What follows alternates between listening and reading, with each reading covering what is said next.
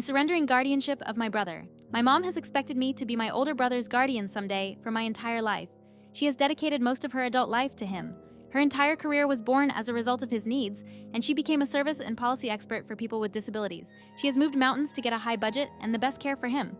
Well, best is relative, but the best care that someone with needs as high as his are. He has profound autism, ID, and seizure disorder. This combined with sleep disturbances, soiling himself, and violent outbursts that have hurt people. He can't maintain staff because everybody quits. He is verbal, but not really communicative.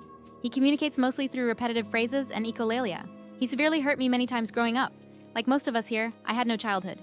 I raised myself and was always expected to be perfect. Expectations were high, and actual parenting was non-existent.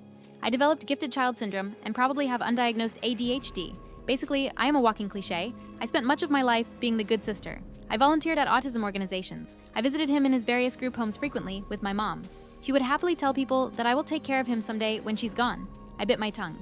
As part of her policy expertise, she wanted my brother to be a model of self-directed care. She got him in his own home, hired and managed all of his one-to-one staffing, controlled all of his medical care, and worked directly with the full network of service providers and disability administration oversight that I can't even begin to understand. On top of her full-time job, I estimate she spends upwards of 60 to 80 hours a week just managing the behemoth that has become his care. If you don't know, self-directed is not really intended for people like my brother.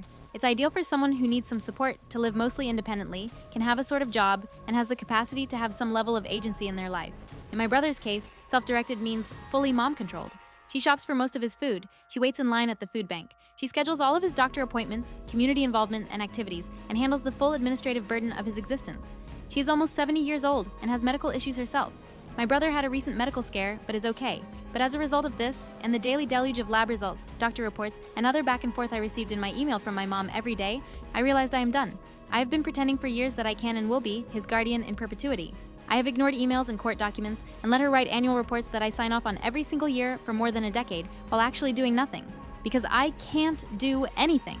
I have a husband, a house, 4 children, and a career. I am barely keeping my own head above water. I desperately need to go to a dentist and can't even find the time to do that for myself.